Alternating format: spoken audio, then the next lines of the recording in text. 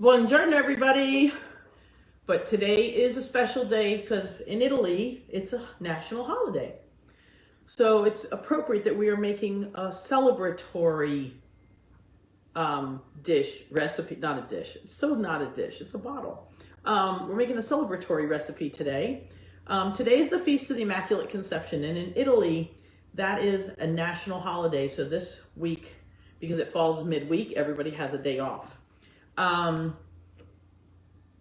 In Italy, or actually not just in Italy, in Catholic countries or in Catholic people of Catholic faith, believe that the Feast of the Immaculate Conception is not what most people think when Jesus was conceived. In fact, it is when Mary was conceived, because she was conceived immaculately without original sin, as according to Catholic tradition and beliefs. And so if you're Catholic, you get it. If you're not, learn something new.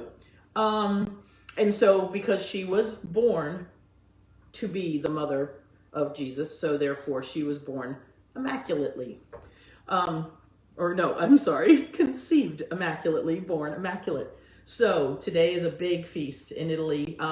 Sometimes it's celebrated because it's a day off of midweek, or unless it's on a weekend, it's celebrated with a big festive dinner, but we'll call it lunch because they have their big dinners usually midday.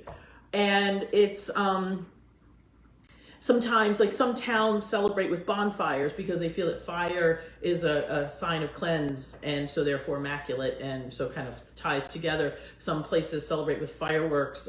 It's considered the beginning of the Christmas season officially in Italy, so it's it's a big deal. So anyway, today our gift from the kitchen that we're gonna make is one of my favorite things, and I've made it before, but it's time right now, and sometimes we need a refresher, and sometimes somebody hasn't seen it yet, and I do it better every time I do it, We're making some limoncello, but I'm going to show you two ways. I'm going to explain one way, I'm going to show you the other way, but we are making a crema di limoncello. It's a limoncello cream. It's so good, and you keep it in the freezer, and you serve it to everybody, and everybody's like, what is this? And it's like a lemon creamsicle. It is so good. So anyway, you'll find lots of recipes for this online, but my way is a little different. It's kind of a secret, not anymore, because I didn't know it was a secret when I first got the recipe. And then I did it on a video, and my friend who gave me the recipe told me, I can't believe you did that, it's a secret, because it wasn't her recipe, she got it from somebody else. I don't know who the original recipe belongs to, but it's somebody from my town in Italy, of Roseto. And, but anyway, you know what? Recipes are no good unless they're shared. So this is the not so secret to this recipe. I'll explain in a minute. Anyway, so the first thing you need to do when you're making limoncello, and right now, if you do this week, you can make the cream kind in time for Christmas. Regular limoncello, the clear kind, so I'm going to show you the difference. Hold on. Because, of course, I always have some in my freezer. So this is the regular limoncello. You can see it's nice and pretty and yellow. And this is the crema di limoncello. This is obviously very milky, so you can see the difference in the colors, okay? So good. Maybe we'll just have to have some together afterwards. Let me make some first, because otherwise I'll forget what I'm doing. Okay. So to make regular limoncello, you start out like this. So this is some I have already soaking. So what you need first is grain alcohol, okay? Everclear is the common. This one is Clear Spring. Doesn't matter. Grain alcohol.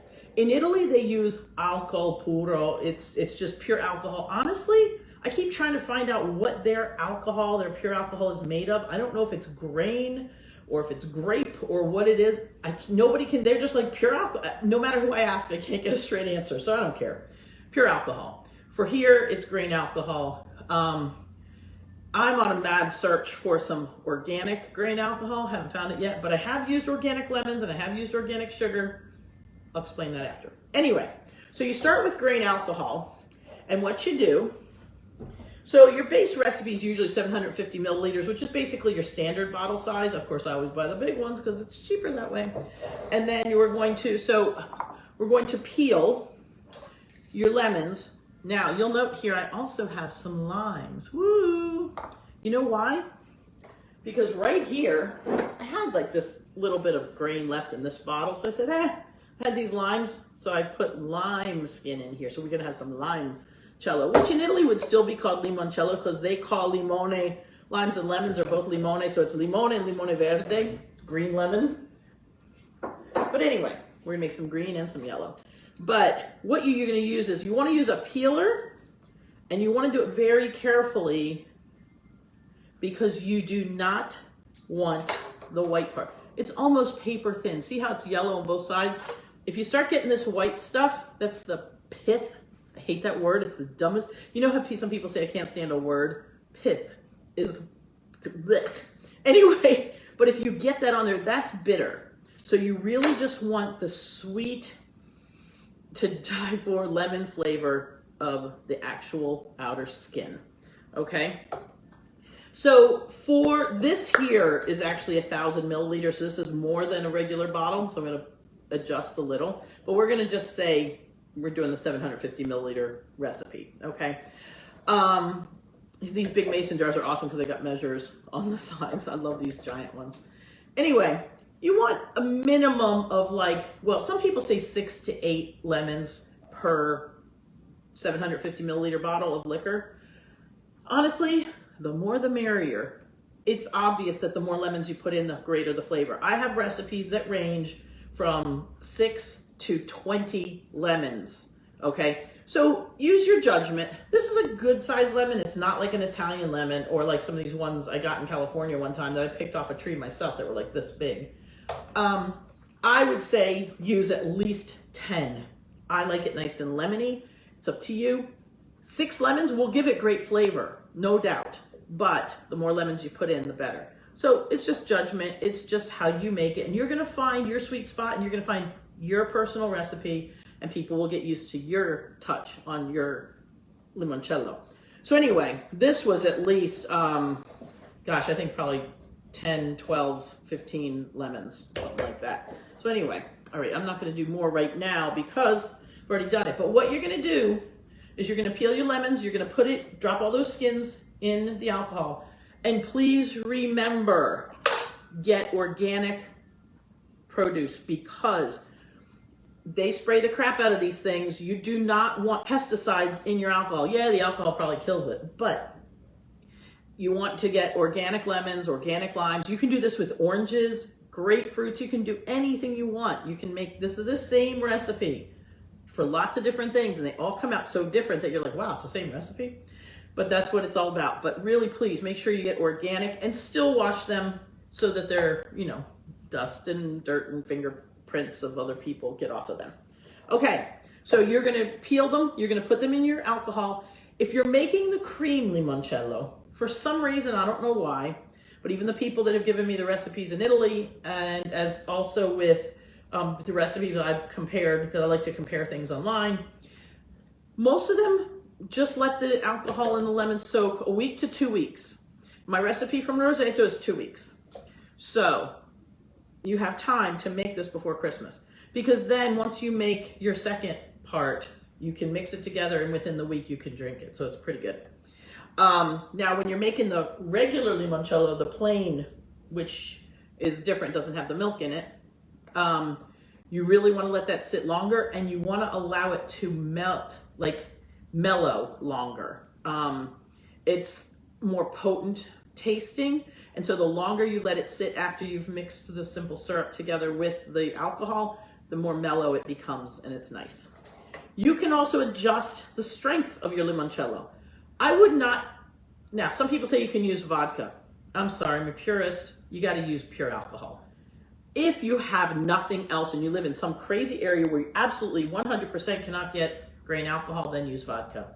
But honestly, if you can get it, use the regular alcohol because it has the least flavor and lets the lemon shine through best.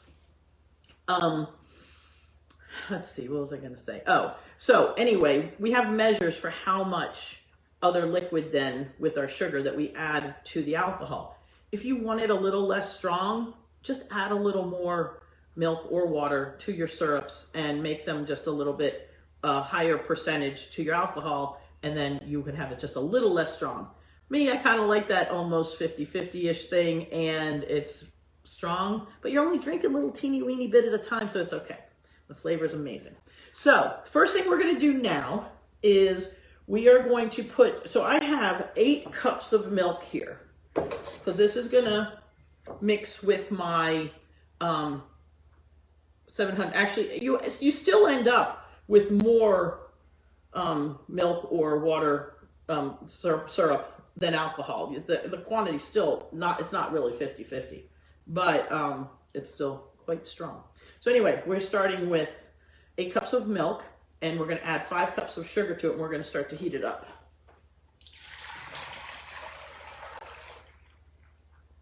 Okay, I love these big measuring cups. Aren't they cool? So I'm going to turn this on. Okay, maybe there we go. So now we're going to put in 5 cups of sugar. Sounds like a lot, but you only drink this much at a time. Well, maybe 2 or 3, but All right, so this is my half cup. This is my half cup measure. So we're putting 10 of these. 1, 10. Okay, move this out of the way. And I'm just going to stir this stuff up. So we're going to heat this all up and let it melt. And basically what we're doing is we bring it almost like just to a boil. You're not putting it to boiling, but as soon as it starts to boil, that starts to bubble up, then we turn it off.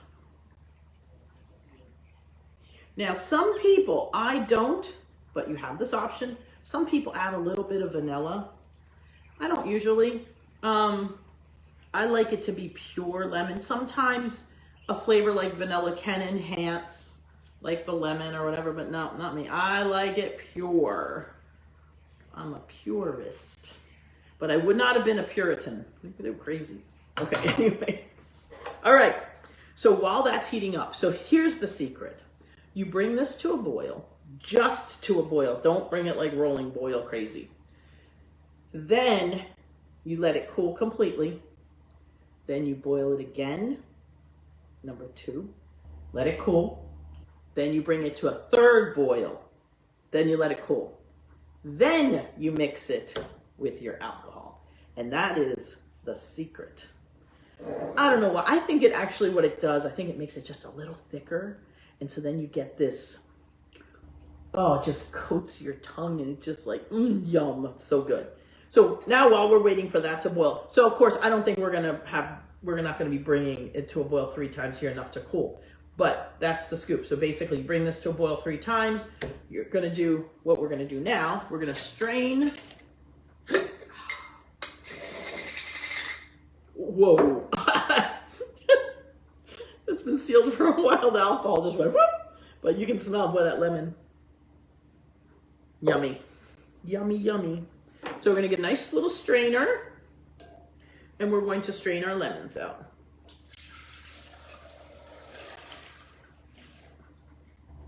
I swear, like these lemon skins, it's like potpourri. Lemon alcohol potpourri.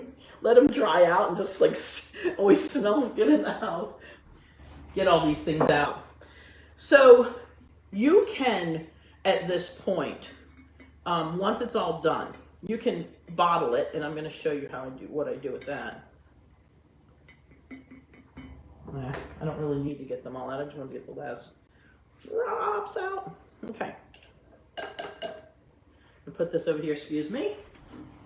Alcohol plus lemons has natural sugar in it. So I real quick rinse that out right away, so that way those things don't stick on the inside. Look at this beautiful bright lemon stuff. So anyway, so this is ready. As soon as that comes to a boil, and I do it my 3 times, I'm going to mix the 2 together. Now you can, what I recommend is use your big jar. Now you're going to need more than just one of those.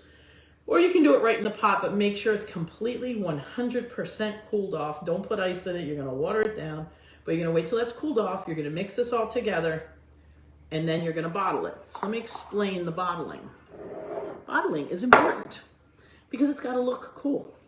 So you can use everything from cute little bottles like this one here with the flip top and the little handle. You can use big fancy ones like this one here. This is pretty, all the pretty colored, you know, the pretty designed glass with a cork in it. You can use, well, this one has wine in it, but you can use, you know, a bigger one with the flip top. I love these tops, they're nice, but I also love a good cork. But then when you're doing gifts, you really want, you know, you're not gonna go crazy with these great big giant bottles. You might be giving some baked goods with something like this. So save bottles, and you can buy corks. You go online, just buy different multi-shaped corks, and you can cork any of these bottles unless you have them already with a lid. But like this was a cool green bottle. Honestly, I don't remember what this came from, but wouldn't this be cute with the limoncello in it, right? This was another little bottle I got. This has a cork, and it's really cute, and it's just perfect. It's probably, you know, 6-8 servings. So that's a nice little thing. This one I keep my little white vinegar in, but this is also a bottle that I've used for limoncello before for my own self. But these are cute bottles. These look like old-time medicine bottles. So those are kind of cool. Just make sure when you're buying glass bottles that they are the kind that you know, that they're good, they're food safe, okay? Because some places sell glass. I don't know what the difference is, especially some of those ones that are colored. Some of them are just painted on the outside. You can't really tell. So make sure they're food safe bottles. You can also do cool things like this. So these are some little bottles. I took some of those little glass gemstone-y things and some beads, and I decorated them. I also put a little hanging hook on it, so you know, it could be like a little ornament or something they hang in their kitchen, or you don't have to do that, but it's just used. I wrapped it with wire and I put little gems on it. So here's another one I did a while back. So these are great if you want to make a gift that's a little more decorative. You don't have to, but it's cute, and it's something maybe the kids design them. But what I use the most are these awesome they are little milk jars. You can buy them. They have a nice seal tight lid, so you don't have to worry about the cork accidentally popping out, because you really do want to keep these in the freezer. So these are great, and they're reusable bottles that someone, if you give it to them, they might use this. They might, you know, put their cold coffee in it and take it in the car, or do whatever. I don't know, but they're great little bottles. So I use a lot of these. And those are easy to find, and they're not too expensive. I can hear the bubbling. Look at that. Now, I'm going to tell you one more thing. I use organic sugar. Organic sugar is not pure white. So just be aware that sometimes they're not going to be pure color. Like one time I used one that was, the first time I did it with organic sugar, it came out a lot more amber color, like more, you know, it was because it had that little brown tint to it. They're making organic sugar now a little lighter colored, so it doesn't come out quite as dark, and so it doesn't show up as much, but it's not gonna, like, you're not gonna have pure white milk like you would if you used plain white refined sugar. It's up to you what you do. You know, we're only drinking this much at a time, so if you want it to be beautiful, perfect colored, use regular sugar, that's totally fine, but I just want to let you know the difference and what will happen if you do use organic sugar. All right, I'm going to turn this a little lower here just because it's almost to the point that I want it. And then I'm going to turn it off and let it cool. So anyway, so in the meantime, what I'm going to do here is I'm going to start the same thing. I'm going to start up, I've got 4 cups because the lime here that I have is not, I don't have as much as I had in here. So what I'm going to do is I'm going to make this a regular limoncello with the water. So the simple syrup for a regular limoncello is just made with water and sugar instead of milk and sugar. So here's all your answers. And if you guys have questions, put them on the, write them down now, because when we sit down, I'll answer the questions. You can do this with, like I said, limes, lemons, oranges, grapefruits. You can do this with all kind of other fruits, strawberries, currants, nuts, coffee. We're going to do that on a different day, so I'll show you. Anyway, so right now I have 4 cups of filtered water. So I'm putting this over here in the other, I know you can't really see it, but I'm just going to start that. And I'm going to put this away for a second. And I'm gonna put my sugar in there. So hold on, I'm gonna be a little bit off to the side here. Okay, so this is almost the same. It's half of the liquid that the milk was. This was 8 cups, that's 4 cups. So I put in 5, well, what did I put in? How many did I put in here? 5 cups of sugar in here, so I put like 3.5, whatever, half of it. I was using the, I used 10 half cups, so I used 5 half cups. So 5 half, yeah, anyway, 2.5 cups of sugar in there. So I'm gonna let that heat up now and do the same exact thing. But I'm only doing it once. I'm gonna let it cool off. That's gonna make a simple syrup. And then I'm going to shake out the water in here because I'm going to strain my lime. So we are now going to strain the lime. Look how pretty it is. First time when I did these, and I couldn't believe the color that the lime skins. And now the lime skins are all yellow. They took all the color out of them into the liquor. It was kind of cool. Everclear. Yeah, I should do advertisements for these people.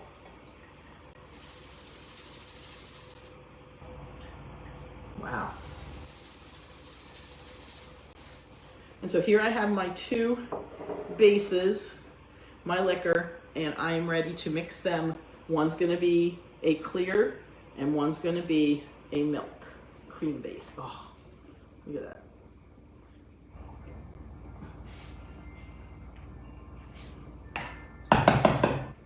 I'm telling you, all limoncello is good, but there's something about the creamy one that I think it's like a little more festive. So I think it's really nice for the holidays. Okay, so that's almost, it's bubbling. So I'm gonna let it go probably like 2 more minutes and then I'm gonna turn it off to cool. And the other one, let me get another, don't wanna use the same, I don't wanna get the cream in my water. Piece of splinter there, okay. So there we go. Up, and there comes my first big bubbles in my milk. So now I'm turning it off. Okay, because like I said, I don't want to boil and go crazy with it. But this has got to cool off. Now, I will tell you this. You can 100% let this cool off and mix it. And it is out of this world. But if you want to do Dorina's Friend's secret recipe, do it 3 times. Comes out a little thick. Obviously, it thickens it a little.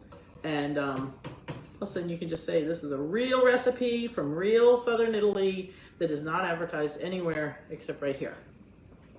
But you got to give credit that this is from Roseto, Italy, Roseto Val Fortore, and this is a special recipe. And today, we're making this, and hopefully in the future you'll have some ahead of time so that you can use it to celebrate the Feast of the Immaculate Conception and enjoy starting your official Italian Christmas season. So we started doing our Christmas stuff yesterday. We're a little ahead, but it was Monday, So anyway, I hope that you guys enjoyed this. Next, right now, I'm going to take you in my other room and I'm going to show you what I do on my, for my favorite Christmas thing that I do. So don't forget, I'm going to end this part here. Let your milk syrup, so basically those are 2 simple syrups, a water and sugar simple syrup and a milk simple syrup. The milk one, you can do it once, add it with your liquor, mix it all together in one container, then bottle it. Then you keep this in, the cream one, you absolutely 100% keep in the freezer. It will not harden, it'll get thicker, and if you let it just sit for a couple minutes or shake it up, then it can pour. But the very first pour is always like really thick and just yummy.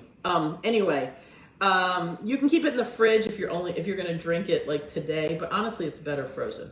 Same thing with your regular limoncello. That one officially does not need to stay in the fridge or freezer, but it does taste really good ice cold. And who the heck wants to put an ice cube in your limoncello? You want that pure. But this is a lovely gift. If you guys make this, so we have we have 2 weeks till Christmas. You have time to make the cream limoncello now. So if you do this like in the next couple days, you can give this as a Christmas gift and enjoy it. I would recommend enjoy it for New Year's. If you make it today, and you can enjoy it for Christmas.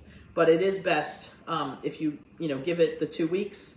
And then, actually, I think that you can actually soak it for 1 week. It really does get most of it out. It's the second part, the mellowing of the flavors put together, that is a little bit better. But, I've had it, I've broken the rule and tasted like one of my longer recipes, like right when I mix it, and I'm like, whoo, like I'm on fire.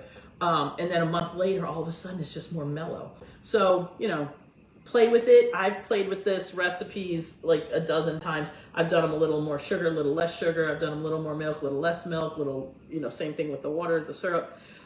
They all come out good. So you just have to decide which one you like a little better. So, and that's that. Okay. In Italy, the presepio is the nativity scene. Okay. And they set those up. Usually they have the nativity in the middle, and then they have kind of like mountains, and they put a sky, and they make all the little shepherds on the hills, and it's just beautiful. Okay, sorry about that. Okay, so I'm just going to start at my corner here. This is just a little decoration on my antique sewing machine. See, there's my Singer sewing machine thing down there. Anyway, but here we go into my village. So I've got my nativity right there at the top, and then I've got what I call my piazza. So I have my firehouse here at the, oops, wait a minute, actually. I've got this a little bit backwards. Where are we? There we go. Got my firehouse at the end, and my schoolhouse, and my tailor shop, my barber shop, my little fountain in the middle of the piazza where people are sitting, my little cobblestone streets, my little ice rink in the middle, my little clock shop, my little gazebo, my church. So this church here, I consider this my piazza in Italy because, see, there's my, let's see, here's my white church. See my white church right there in the middle? I call that my mother church, the one that's inside the walls of our village in Roseto in the center. And then down here is the other church that is at the end of our piazza, and this is our piazza. So this is my little Roseto in a sense, all my little houses and all my little people. Now, up here on this little hill, I know it's a little sunny right now, so you can't see it at nighttime. Maybe I'll do a little video at nighttime where you can see it all lit up. But this is my corner that is the North Pole, because, Santa's a saint, so I got to give a little nod to him. So I've got that in my toy soldier factory and my Toys for Tots. That's for my husband and my son who are Marines. My little toy shop over there. And then over here in the corner is my barn and my winery, because I gotta have a winery. So there's all my animals and all my little friends in there in the snow. So anyway, this is my version of a presepio. Let's see if I can sit down here and let you guys see it in the background. So today I dressed in my shirt that I bought in Italy, and I had to show you something. Obviously, I'm always showing you stuff that's Italian. For a celebration, and today's a national holiday, and I wanted to show you my little village, even though there's a lot of sunshine going right now, so it's not really showing up really good for you guys, but I will do a little mini video or post a picture on my page so you can kind of see it a little bit better. But this is my favorite piece of decorating for Christmas. I do love decorating my tree, but this is I love playing with my little people. Oh, let me show you something. Hold on, don't go anywhere. I just got a couple of them here. I mean, I have more sitting there, but I'm not going to take them all. But some of these guys, like my little bench, these are, wait a minute, let's see if I go the right way. These are antiques. I think they're from Germany originally. Somebody told me to look at the bottom. Does it say? But I just love, oh no, he's made in the USA. Look at that. There's some antique ones that are made in England and in Germany. I'm not actually sure where all the rest of mine are made, but this guy happens to say made in the USA. But these are those old lead things that were like more popular back, I guess, in the 40s and 50s or something. I don't know how old they actually are. And these are my little skaters. They have little skates on. So these are really heavy. I don't like plastic. So I don't have plastic houses. I have all, they're ceramic houses. And I do have some plastic people and a few plastic pieces, because sometimes you just can't find anything but. But anyway, this is what you know, what I like to do. So I like putting these guys. So this guy reminds me of somebody sitting in Piazza here next to the barber shop, hanging out by the, you know, my little skaters on my ice rink. My little guy that fell down. I think he slipped. No, that's my policeman. Somebody knocked my policeman over. Anyway. But these are fun traditions that my kids love watching. They know this is kind of my thing, you know, but they love this. And, you know, I used to, as a kid, love to sit in our living room with all the lights out and just the tree on. And that was my, with the Christmas tree, that was my favorite thing, to just sit there. And for some reason, we had this one set of lights for a couple of years, not enough till they finally burned out. But they had like a little shimmer on them. They weren't regular Christmas lights. They had the little bit bigger bulb, you know, like those, what do they call them, C7s, the old school ones. But they were like pearled. That's what it is. And they had this soft glow. I loved those lights. It was like, I don't know, it was magical for me. And I've never been able to find any lights that color again. But anyway, but I loved just sitting there and looking at the, for me, it was symbolized peace. And so right now, when I sit out here, I have a chair right there. And I'll just sit here and look at the village. The room's dark and my little village all lit up. And I do have a strand of white lights that kind of goes between them all. I just love it. It's like this little peaceful setting. And I kind of pretend I'm in Italy, you know, because I kind of have it set up that way. So it's just my thing. So what's your thing? Do you have something that's really special to you, whether it's a tradition you bring from growing up or a tradition you started yourself? So like for me, we didn't do this growing up like this, but we did have those, and I love those. Those cool, remember the paper? Well, if you're older, you'll remember.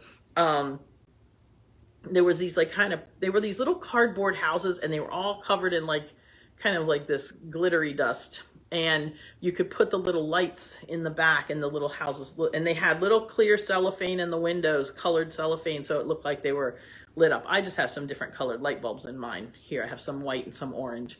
And so it gives that little soft glow. But I used to love those little paper houses. And we did set things up, but we did more of a little, sort of like a little teeny mini village under the tree. And we had those little houses, and we had these metal, you know, these like, I think they're made out of lead, these little lead people.